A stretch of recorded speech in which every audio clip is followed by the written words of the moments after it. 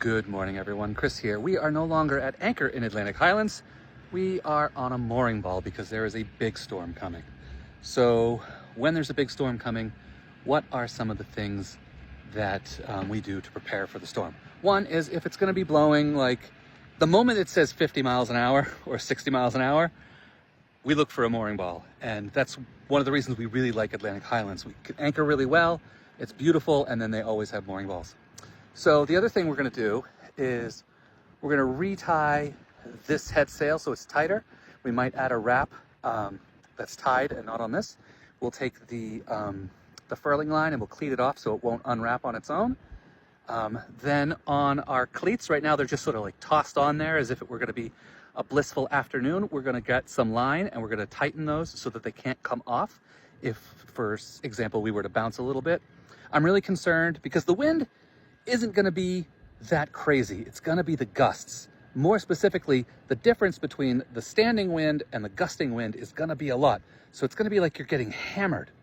And that back and forth motion, which usually comes from big waves when you're on a mooring, that might come just from the difference in the gusts. So we don't want those to slip off. Then what we're going to do is, here, let's turn around. We're going to go through all of this stuff and we're going to see what we can take down and put into the cockpit so that it'll be out of the wind. We will make sure we have the boom centered, and I might throw a line around. You can sort of like snake it around, tighten it real good so nothing comes unzipped or blows up. Then what else? Out back, we're going to extend the dinghy. I'm not expecting a lot of chop, but just in case, we don't want the dinghy to be too close to the boat and then it smashes into the boat too much. So what we'll do is we like to loop our line like this when we're just out and about. So we'll extend that all the way out. It'll go out probably another five or so feet.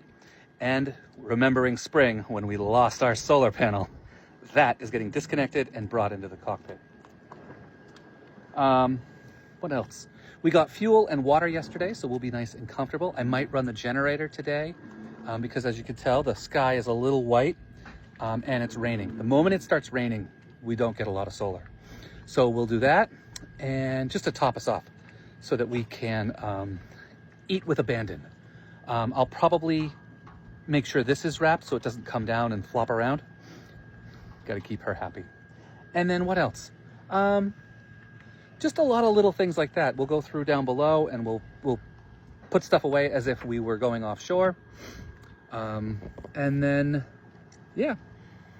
The other thing we're going to do today is we're going to go to the grocery store. There's supposed to be a lull in the sprinkles. We're going to go to the grocery store and buy storm snacks for stress eating. I figure the better prepared we are, the lighter the winds will blow. So we'll get storm snacks and then we'll come back, and I want to look at our transmission. I'm really hoping that the physical line is slipping because we just put a new transmission on a few years ago. And so I'm hoping it just needs tightened. And then what else? If there's time, we might change the transmission fluid. It'll depend on if it's still blissfully calm like this, because it's supposed to not pick up until tomorrow morning. So we should get another calm night tonight to just sort of do this stuff casually. Anyway, what else are we going to do?